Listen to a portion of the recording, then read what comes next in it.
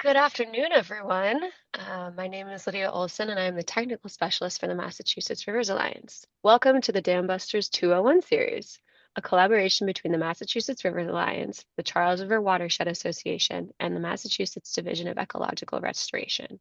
This webinar series offers basic information about dam removal to managers from municipalities and nonprofits that may be considering such projects in the future. Please note that the series is not intended to advocate for the removal of any particular dam or dams. For the 201 series topics and exact schedule, please visit the Mass Rivers Alliance website at www.massriversalliance.org. We are still adding sessions to the series, so we recommend that you check the site frequently for the latest information. You will also find all the information and recordings for last year's Dam Busters 101 series there. Today's webinar is an overview of New England dam removal research. Please mark your calendars for the next webinar on February 5th at noon. We'll be talking about stream restoration and stream channel design. Just a few housekeeping items. One, this session is scheduled to end at 1 p.m. sharp. Please put your questions in the Q&A function at the bottom of your screen, which Mass Rivers staff is tracking, or hold them until the last half hour's question and answer session. Please put your name and affiliation in the chat, as Monica asked, and these webinars are being recorded. Recordings and any other webinar materials will be made available on the Mass Rivers website. Lastly, we ask that you please complete the evaluation survey. The survey has been crucial in helping us continue and expand the series. We are also asking folks to send us their experiences with dam removal permitting to help those who work on that issue. We'll put links to these surveys in the chat and also send them to you after the webinar. And now, I am delighted to introduce our speaker today, Professor Noah Snyder.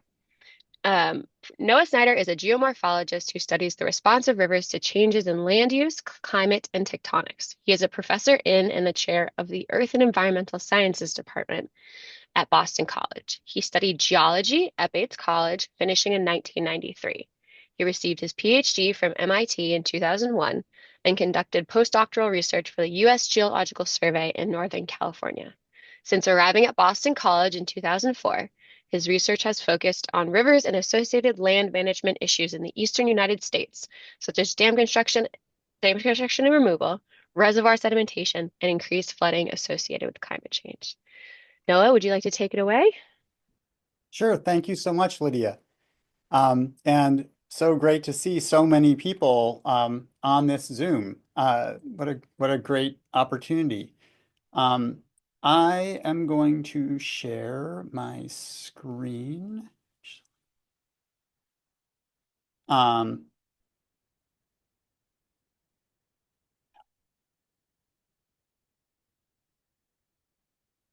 um, all right, there it is.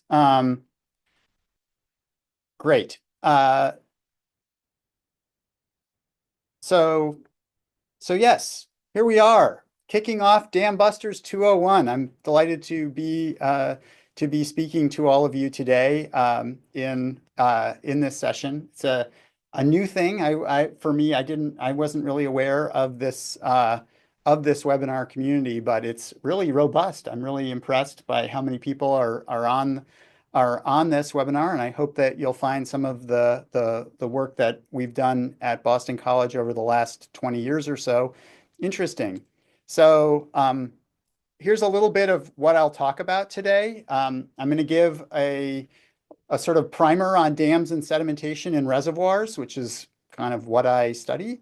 And then I'll talk a little bit about the history of dam removal in New England, which probably many of you know about, and a little sort of philosophy of dam removal as a stream restoration activity. And then I'll talk about what we've learned from 18 years of studying the removal of the Merrimack Village Dam on the Souhegan River in New Hampshire. So I'm sure that you all are well aware that here in the United States, we have built a tremendous number of dams over the last few centuries. Hopefully this animation will pop up here. Oh, didn't. Let's go back. And I don't know why that's not loading.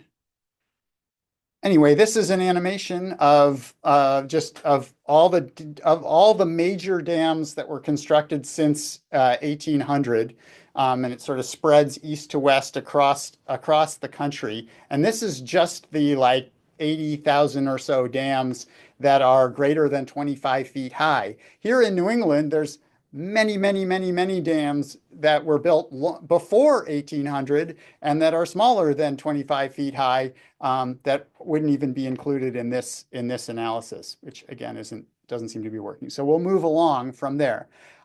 So a little bit on types of dams and really thinking about how the water in the reservoir in dams is managed. Most dams in New England are run-of-the-river dams, and in a run-of-the-river dam, the discharge or Q into the reservoir, the water discharge into the reservoir is always equal to the water discharge out of the reservoir. And so there's no change in storage. Once the dam is built and the reservoir is filled, the dam basically creates a waterfall, and some stored still water environment, but isn't fundamentally changing the discharge in any substantial way. And these are, again, most small dams are run of the river, and most dams in New England are run of the river. Sometimes they provide water, sometimes they provide some hydropower. Here's an example of a famous run-of-the-river dam in our literally in the backyard here of at Boston College, the Watertown Dam on the Charles River, which is about 2 meters high, and a classic run-of-the-river dam like we have throughout New England, built. Actually, I'm forgetting when, but a century plus ago, I think. And I'm sure someone on here can put that number in the chat. But at this point, not doing a lot as far as providing uh, any power generation or any other purpose other than making a scenic waterfall where birds congregate. Here's another run-of-the-river dam. This is the dam on the Connecticut River in Holyoke, Massachusetts, and it's a picture from 1868. That dam is still around. And so many of the mill dams that powered the Industrial Revolution in New England were run-of-the-river dams, or are run-of-the-river dams that are diverting some water into mills and that sort of thing, but not fundamentally changing the discharge in a really substantial way. As opposed to run-of-the-river dams, there are flood detention reservoirs in New England. And the idea with flood detention reservoirs is that the discharge, most of the time, they're managed as a run-of-the-river dam where the discharge in is equal to the discharge out. There's no change in storage. And then but there's a lot of airspace in the reservoir, a lot of volume that can be taken up when floods are forecast downstream.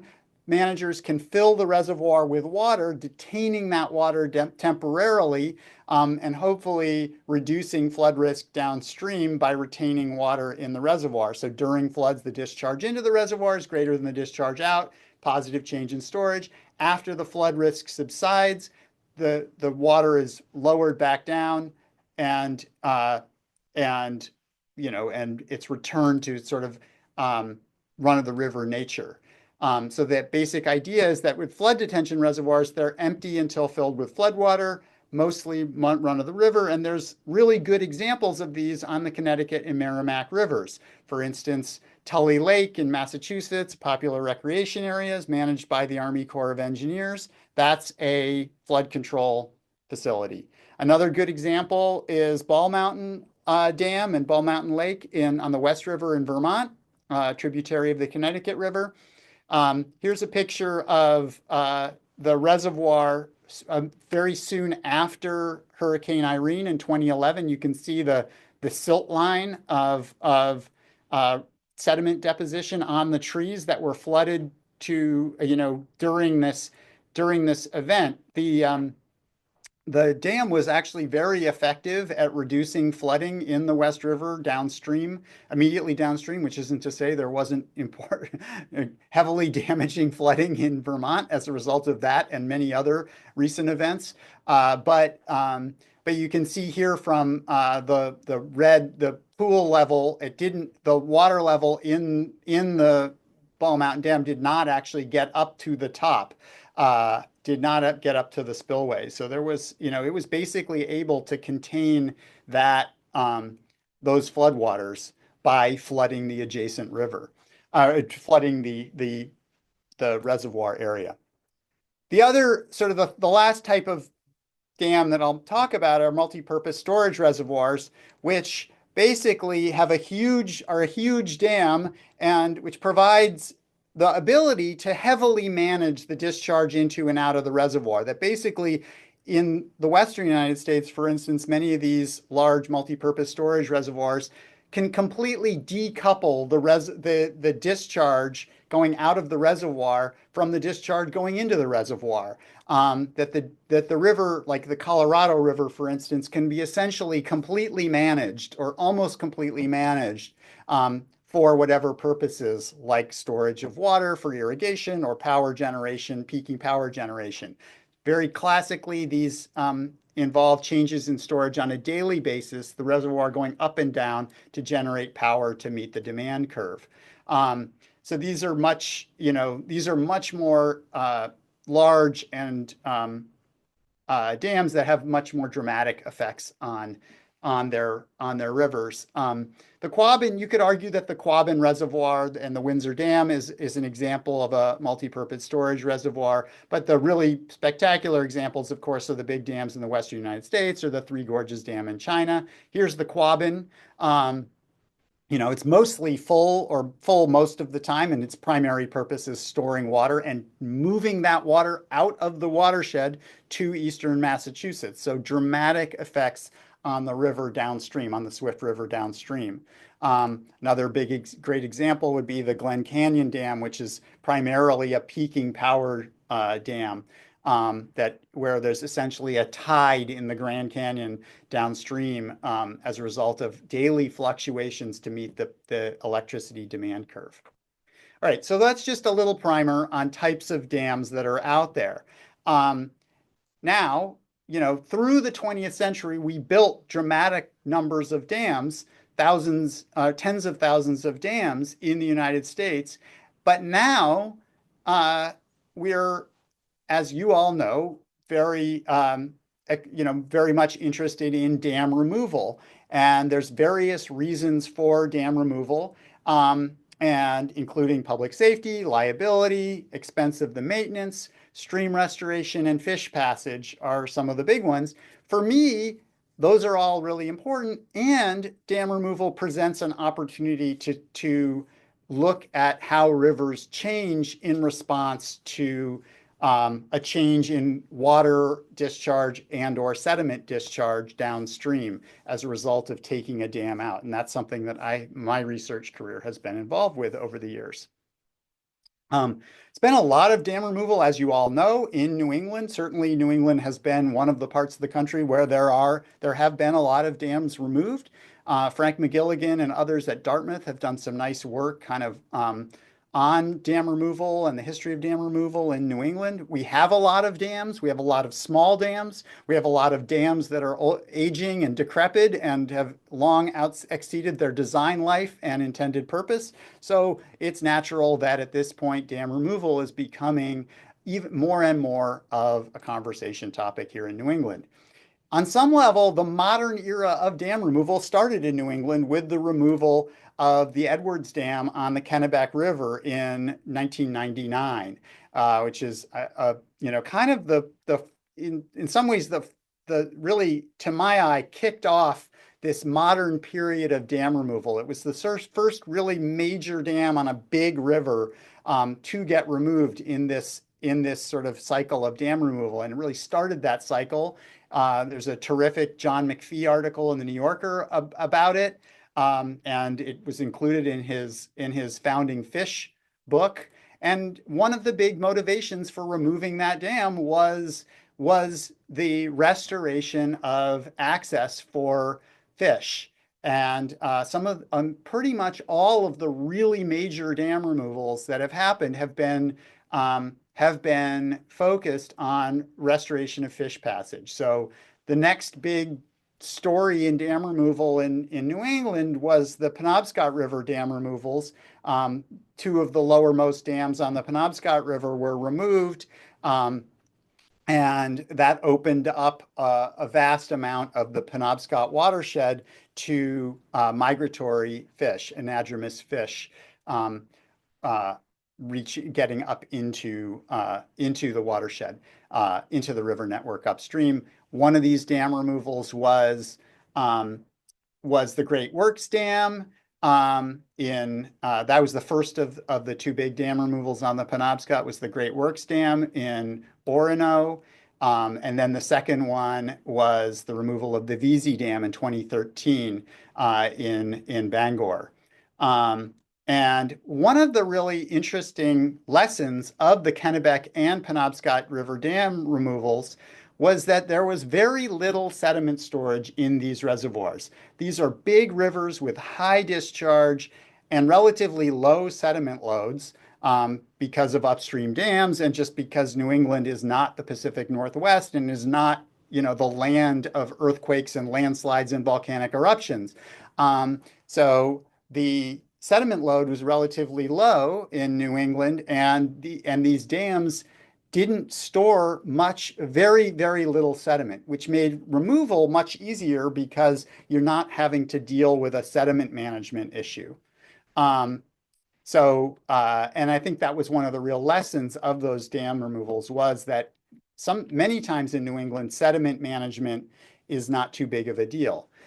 Certainly, in recent years, the fear of dam failures during floods, which of course are getting more frequent here in New England, uh, has motivated a lot more dam removal, and certainly the Massachusetts DER, which many people on this call probably work for, has been really proactive about providing uh, dam owners and interested, stakeholders tools and help with dam removal, which I think is really interesting and exciting. Sometimes dams don't get removed, like the a dam, the Upper Bondsville Dam in Belchertown, Massachusetts, was actually the decision was made to not remove the dam. And this was the subject of a really interesting social science article by the group at Dartmouth with this wonderful title, "You Kill the Dam, You're Killing a Part of Me." Dam removal is often controversial and it doesn't always happen. Um, a few words on stream restoration. I think of stream restoration as the process of assisting the recovery of an ecosystem that has been damaged, degraded, or destroyed. And so the goal of stream restoration classically was to return to pre-disturbance reference conditions, which in North America means trying to figure out what the ecosystem looked like prior to European settlement. Um, but I think another view of restoration that I am very sympathetic to is to make the ecosystem more resilient to future changes, which acknowledges that the pre-European conditions are no longer really relevant in our watersheds due to urbanization, climate change, invasive species. So we can't go back to the past, but how can we make our river ecosystems more resilient to the changing world that we live in now? We all know that carbon dioxide is going up, and there's certainly no sign of this slowing down in any substantial way. And that means that climate is changing dramatically here in New England. We're already in totally uncharted territory as far as the atmospheric carbon dioxide concentration. Globally at this point in terms of the last 10,000 years. And as a result, climate is very clearly changing. Every few years, the National Climate Assessment comes out and shows how pronounced changes are occurring. And in particular, the northeastern United States is one of the places where heavy precipitation and flooding stream flows are clearly, that signal is clearly emerging from the noise. And we are clearly seeing that we are getting more intense storms and more intense flooding. Um, Many studies have shown this, including some by my colleague Matt Collins and a former BC undergraduate, Billy Armstrong. This is just one of many studies that has indicated that the frequency and magnitude of flooding in New England rivers or in rivers in the northeastern United States has been increasing over the 20th and 21st centuries. So we're definitely living in a new climate. And these types of events, like Hurricane Irene, like the big floods that hit Western Massachusetts and Vermont again this summer, that those are becoming more frequent. And the 20th century infrastructure that we've built in our river valleys is not is not is not up to the task of dealing with a changing 21st century climate, as we see again and again and again.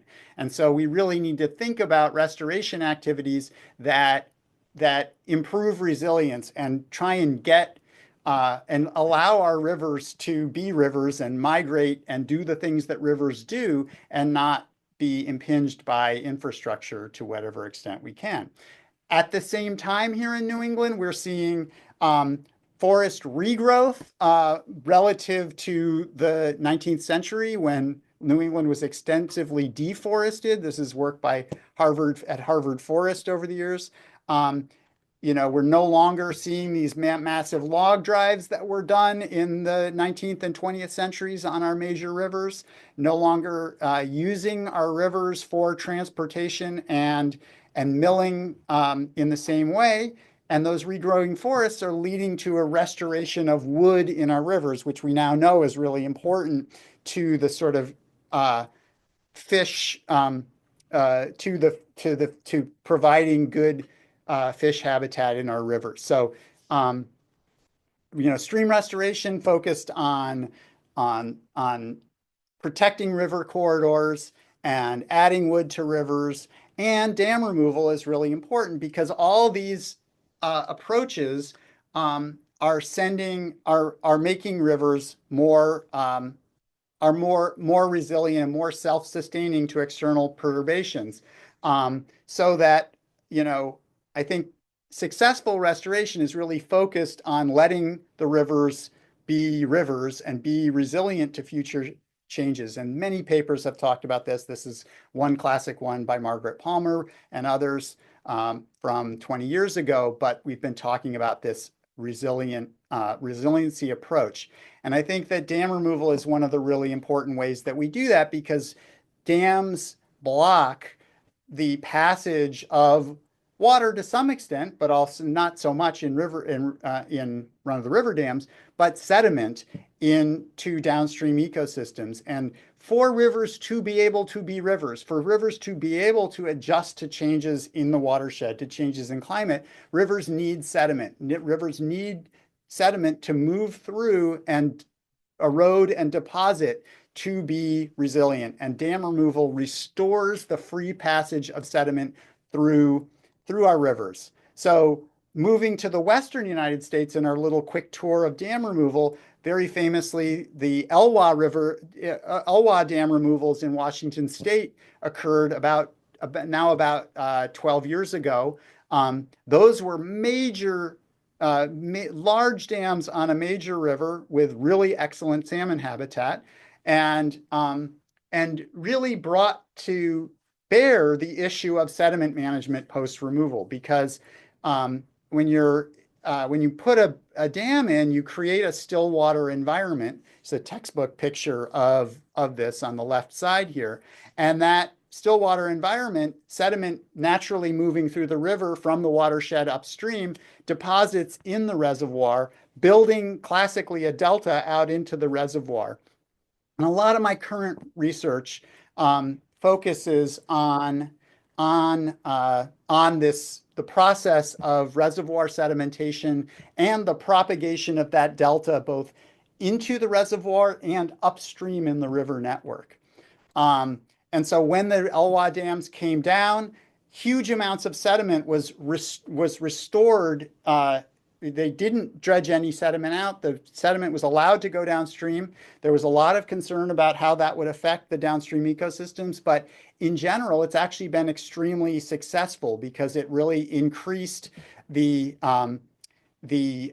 sort of complexity of the habitat in the coastal ecosystem. And it really highlights how removing dams can help downstream ecosystems, coastal ecosystems, be more resilient as a result of increased sediment flow to the coast, which of course is particularly important in a time of rising sea level as we are now.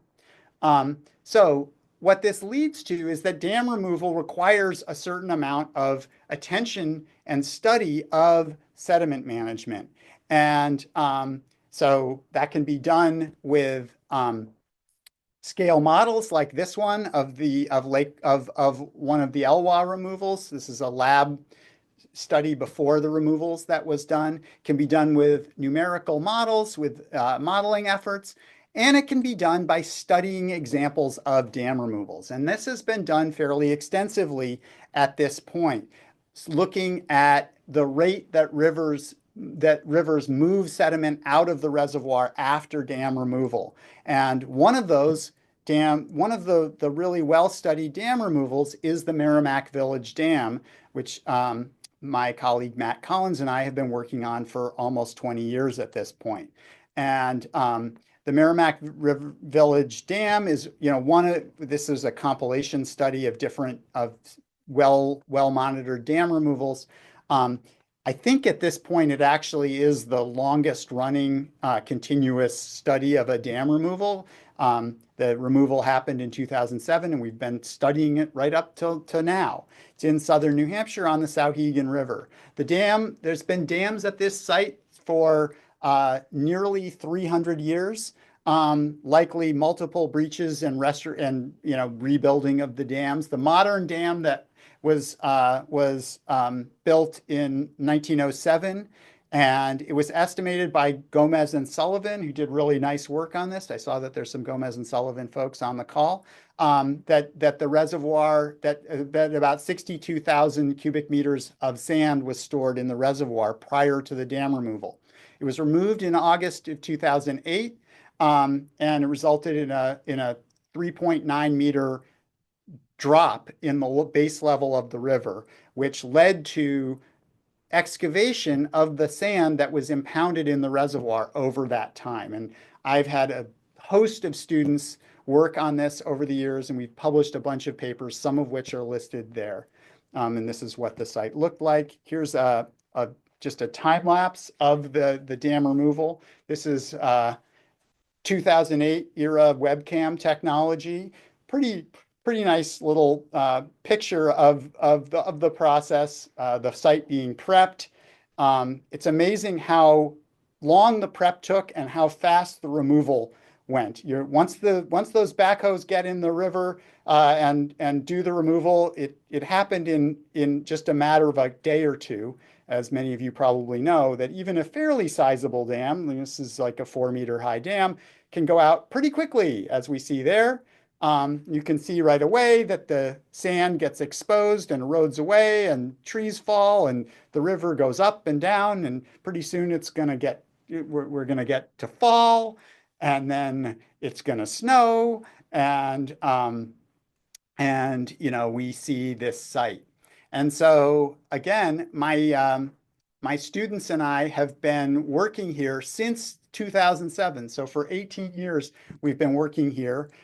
This is just sort of a sampling of some of the students that have worked here and done thesis research here over the years, and collaborators. And this goes right up to the present. We're still doing work on this site. It's been an incredibly rich opportunity to look at the response of a river to dam removal in a reservoir, which, unlike many New England reservoirs, actually impounded a lot of sand.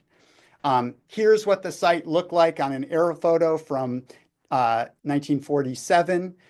There's the dam, the arc of the dam. You can see the main reservoir here and this sort of side body of a wetland here. Here it is in 2005, still before the dam removal. You can see toggling back and forth that there's these bars became islands, vegetated islands in between that time. Here it is in 2010 after the dam has been removed. Um, and you can see that those islands are starting to erode away. And by 2023, the islands have eroded away a lot. And this side wetland complex has been drained because of the base level drop. Um, uh, Here's just some drone video of the site. If you've never been there, it's a pretty great place to look at the effects of a dam removal. This is the dam site just upstream of the Route 3 bridge here.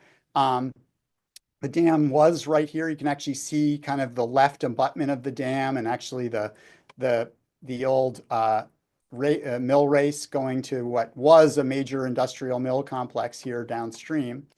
Um, if you look upstream from the dam, you see this is the former impoundment. Those are some of those islands that were composed of sediment deposited in the reservoir that are lingering as reservoir sedimentation. You can also see lots of bank erosion on the sides, but basically the channel has largely stabilized as our work has indicated. So here's just an example. Like this is a picture of one of our monumented cross sections at the upstream end of the reservoir.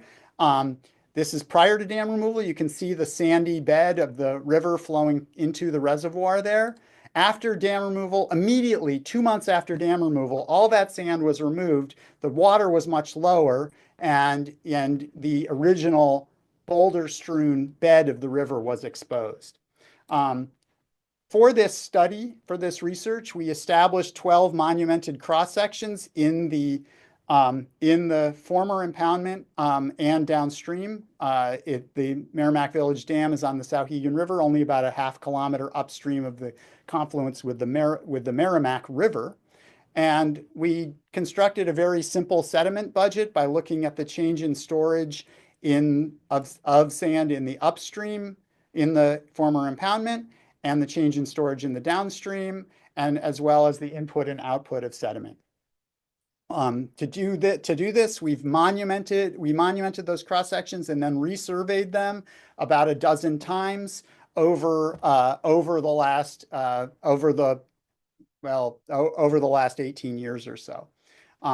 For example, one of these cross sections, MVD-06, is here in the middle of the reservoir, just downstream of those islands that formed. This is what those cross sections look like uh, prior to the dam removal. And this is what that area looked like prior to the dam removal. After the dam removal, all these lines are different surveys that we did, and you can see that very quickly by October of 2008, we're down to the orange line, and by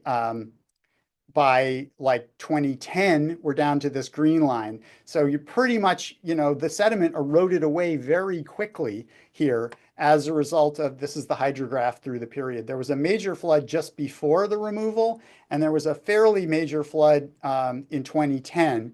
And those were important to the evolution of this system. And here's what that site looked like in 2018. But you basically, you can see here something like 4 meters of erosion from the top of the downstream point of that island to the current riverbed is about 4 meters difference, which is the height of the dam. Here's like that sediment budget. The blue line here is the downstream response starting at 100% sediment storage when the removal happened in August of 2008. This is the hydrograph through that period through 2018. Very quick, in the first 2 months, 50% of the sand impounded in the reservoir eroded away. After that, the response slowed quite a bit. It was accelerated somewhat by a 10-year recurrence interval 10-year flood that occurred in early spring of 2010. And since then, it's been on a very slow asymptotic erosion. We're down, I think, to about 11% remaining now in the reservoir. And so this has been a very highly cited example of dam removals because we've been monitoring it for so long and have looked at how this system responded to this major change in sediment load through this whole time. And some of the key lessons that we've learned from the removal of the Merrimack Village Dam are that there's this two-phase response with very rapid initial incision and widening in the channel, which happens over months, like over 2 months, 50% of the impounded sand got removed. And then the longer ongoing response is driven by flood events that that can cause bank erosion and widen the channel more, and as well as feedbacks with vegetation and the development of a new floodplain lower down in the river valley. Um, we also found that the reservoirs can be sediment sources during flood events. Um, there was actually the pre-dam removal flood in April 2007 on the Souhegan River actually scoured sediment out of the reservoir, and then that filled back in the year following that, prior to the dam removal. Um, but the other thing that's really interesting is that the dam created a higher floodplain surface adjacent to the reservoir. And we actually have found that there's been a tremendous amount of there was a tremendous amount of sedimentation outside of the reservoir during floods that occurred while the dam was in place. And that gets us to the creation of what we now call legacy sediment, which is anthropogenic sediment that persists for a long time. And so postdoc Bridget Livers and I have been doing some work on this and quantifying how much sediment was stored not in the impoundment, but outside of the impoundment in the adjacent wetland and peninsula. And it turns out that something like 4 times the amount of sediment that was stored in the former impound, so of the 60,000 cubic meters of sediment that was stored in the impoundment, there's actually about 4 times as much stored outside of the impoundment that is, for the most part, still there, still persisting in the river valley, and probably will persist for decades to centuries.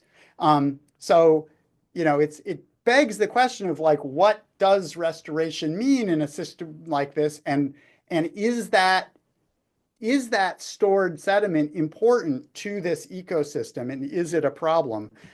Is something to contemplate and to think about, because there's all this sediment. Basically, all the sediment here in this LiDAR image in red is sediment deposited as a result of the raised base level by the dam.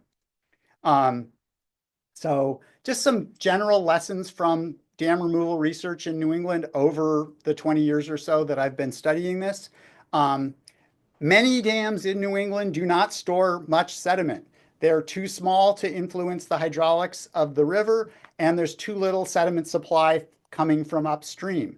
And that means that sediment management during and after dam removal isn't too big a deal in many cases. Where supply exists, sediment gets stored in the reservoir and adjacent surfaces outside of what we think of as the wet reservoir.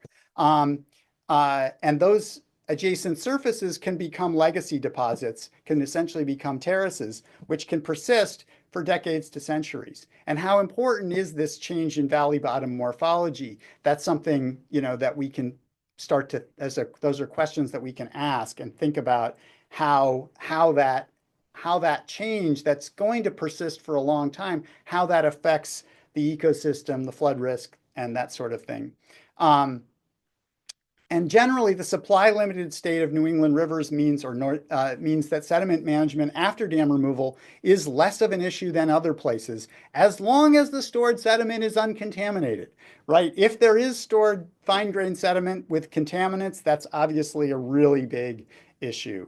But many dam removals really don't have a big sediment story because there's just not that much sediment deposited in the reservoirs, because there's just not that much sediment moving through many of our rivers, but not all, as was the case in the Souhegan River. So those are some closing thoughts. I covered a lot of ground here. Hopefully you've gotten a little bit of a flavor for how my research group thinks about dam removal in New England. and reservoir sedimentation. And I'm happy to answer any questions both in the next 20 minutes. And then also, if you have additional questions, don't hesitate to email me, and I'm happy to answer those as I can over time. So with that, I will take your questions. Thanks, Noah. That was really interesting. I didn't know that there was a lot of legacy sediment stored outside of the dams as well.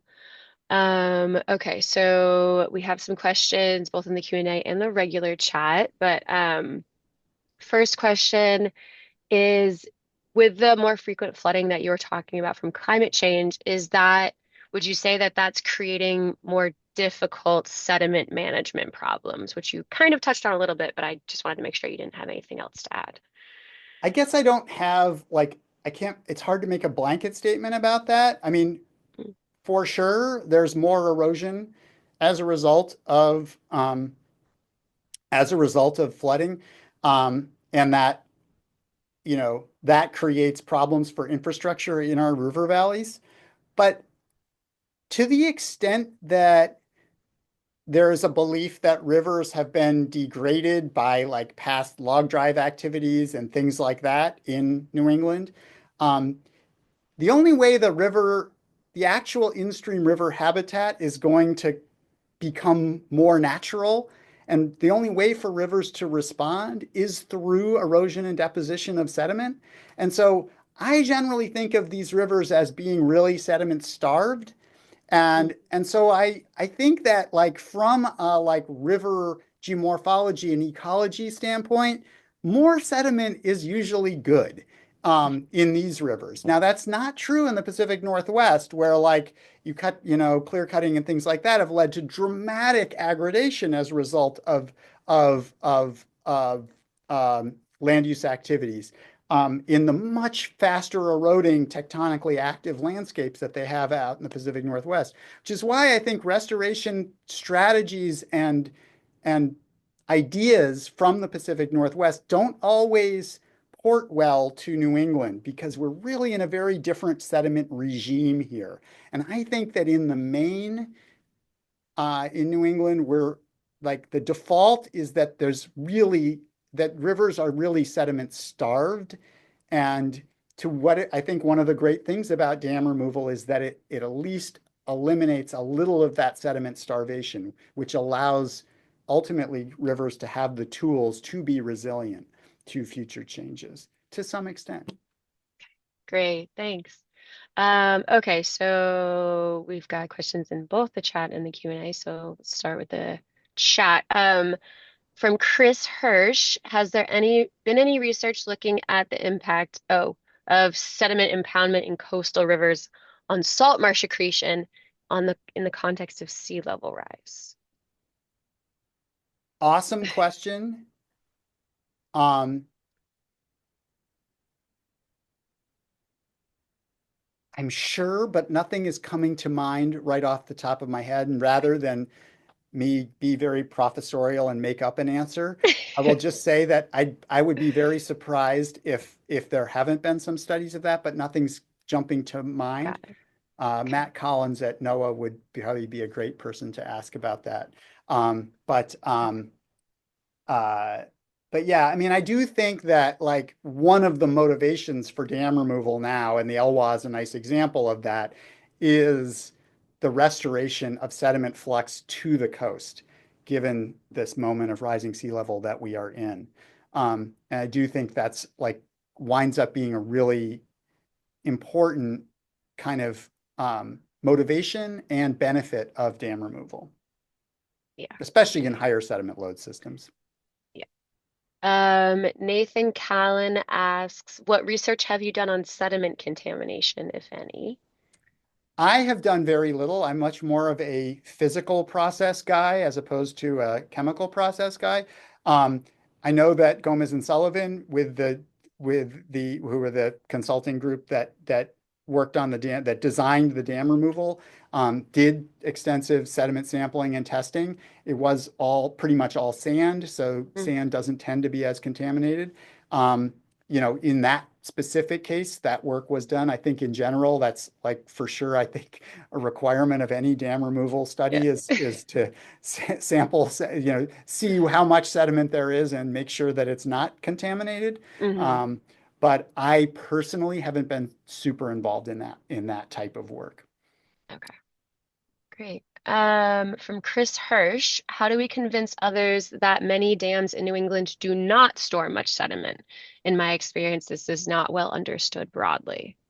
Yeah, I mean I feel like some of us um, in the fluvial geomorphology community are trying, that's sort of a message that some of us are trying to get out, is that really like, the worry about sediment as a contaminant, right? Like sediment, TMDLs for sediment.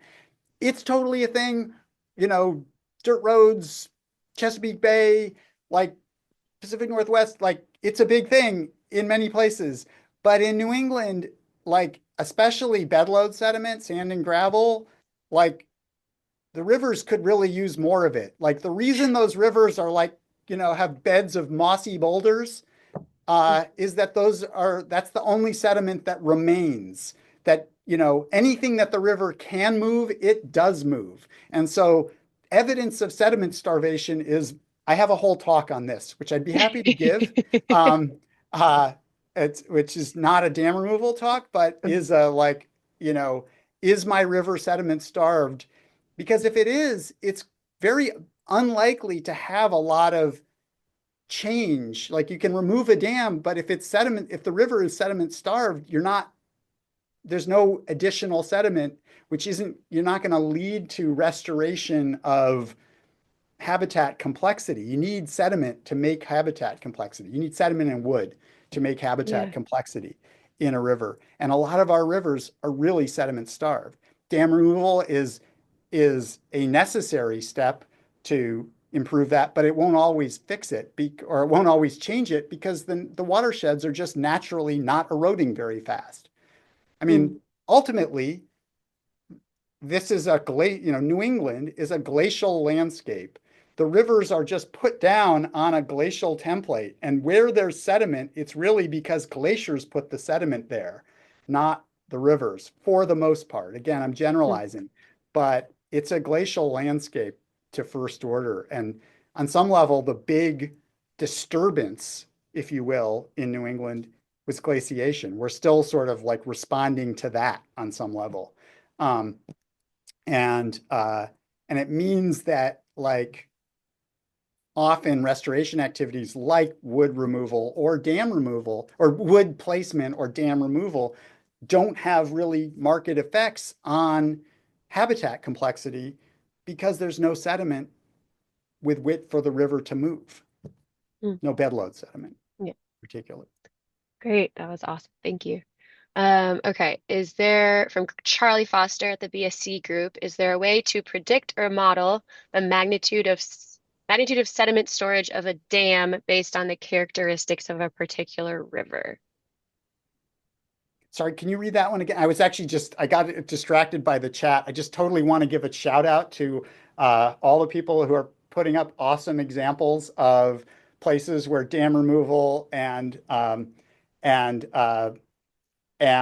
its connection of sediment flux to coastal ecosystems is being done.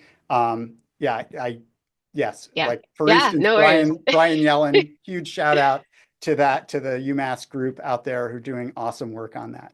Um, Absolutely. so anyway, Okay. can we go back to the question? I got Yes. Yes. distracted. Not I'm a going to problem. hide the chat because so it doesn't distract me. Um, from Charlie Foster, BSc, is there a way to predict or model the magnitude of sediment storage of a dam based on the characteristics of a particular river? What a great question. What an awesome research activity that would be. Um, Again, I do have, well, I mean, on some level, sometimes you can just tell, Mm. like if there's visible sandbars in the reservoir, you can tell that there's been sedimentation. And certainly you can get out in a reservoir and probe and see if there's sediment. But you're right, it would be cool to be able to model it. And certainly you can, um, using hydraulic modeling, like HEC-RAS modeling type stuff, can basically can allow you to make calculations of whether or not there's going to be sediment storage in a reservoir. I personally haven't done that, but certainly that lots of groups can, and actually my group is starting to explore some of that in terms of sediment reservoir sedimentation modeling work. But I also do think there's like really practical things we can do as practitioners by walking around in the rivers and looking at air photos and Google Earth of our watersheds to guess whether or not there's a lot of sediment moving through a system or not. And again, I have another talk that kind of goes through that some of those things. But like, one of my favorite ones is, if the riverbed is armored with rocks that look like they never move, it's probably pretty sediment starved because it's only all you've got left is, or bedrock. Bedrock is evidence of sediment starvation, Hmm. right? Yeah. The river is not alluvial if Mm, there is immobile boulders on the bed of the river or bedrock. And for yeah. a river to be resilient and to kind of do all these things that we like rivers to do, you need it to be alluvial. And Hmm. many, many, many New England rivers are just not alluvial. Yeah. Okay. Thank you. We have so for Glassman, we have a similar dam that is in rough shape. However, below the dam, sensitive and at-risk mussels exist. Has any of your research looked at aquatic biology impacts, such as on mussels? Um, The short answer is no, but lots of people have done that. We did Yeah. do some work on vegetation response within the former impoundment. There's a paper by Grace Lysias um, on that. But yeah, like effects on downstream, aquatic ecosystems like that. I haven't been involved. Certainly, lots of people have done that type of work. Um, Okay. and it's obviously a big worry. I mean, if you're liberating a bunch of sediment, you don't want it to have negative effects on downstream ecosystems, for Okay. sure. Yeah. It's something Great. you have to Thanks. consider. Absolutely. I think you already kind of answered this question, but from Wenley Ferguson, is a lack of sediment supply also a result of this region being glaciated? Totally. Okay, I think it's like the great. first order reason. Yeah, okay. It's just also Awesome. very low gradient, right? Like Mm, lots of our landscape is just really flat. mm, But that's and true. if you think about like New England mountains, you like go up in the mountains, it's like all bedrock, right? It's like super thin soils because we've only Yeah. had 10,000 years to develop soils since the last glaciation. Where all the soil is basically constructing Cape Cod and Long Island, uh, all the soil of New England. Yeah. Um, is down there, and there's just not that much sediment draping this landscape. Yeah, for sure. Okay, from Daniel Heiter, this might be more for everyone, but does anyone regularly do eDNA ecosystem metagenome studies for before and after dam removal?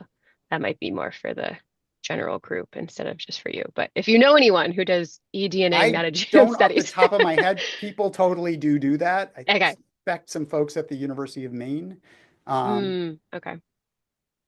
Awesome. but Okay. but yeah, that's not my bailiwick. Yeah.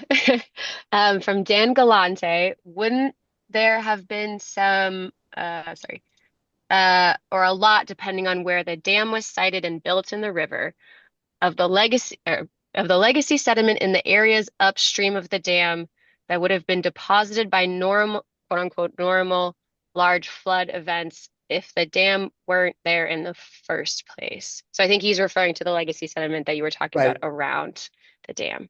Yeah, so what the interesting thing that I think is underappreciated in this paper that Bridget Livers and I have in review right now, I think this is a little bit underappreciated that a lot of sedimentation in impoundments occurs outside of the wet reservoir. It occurs Mm, on adjacent surfaces and it occurs it's basically through overbank regular floodplain sedimentation. But because the water is raised, suddenly surfaces that would not be accessible during normal flooding and therefore sedimentation that would not have happened during normal flooding happens because there's these surfaces that are suddenly available as quiet water environments that are being inundated. And so you can get very rapid sedimentation adjacent to the reservoir.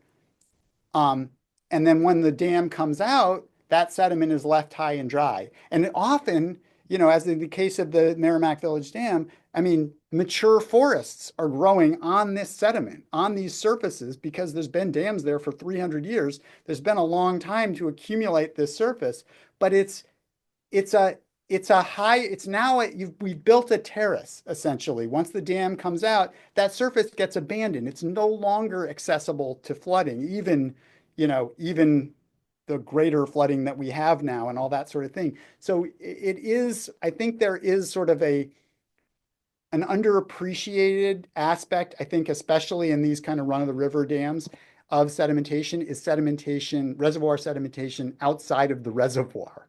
Dam-induced sedimentation adjacent and upstream of the reservoir yeah. is I think a somewhat underappreciated aspect of or impact of dams. Mm, yeah, absolutely. I didn't know about it before your presentation. So, okay, from Karen Pettinelli, what do you mean that rivers are sediment starved? What are they missing? Is it related to habitat? And if there are urban areas downstream, how does the sediment release affect them? So it's a multi-part question that I can repeat if you need to.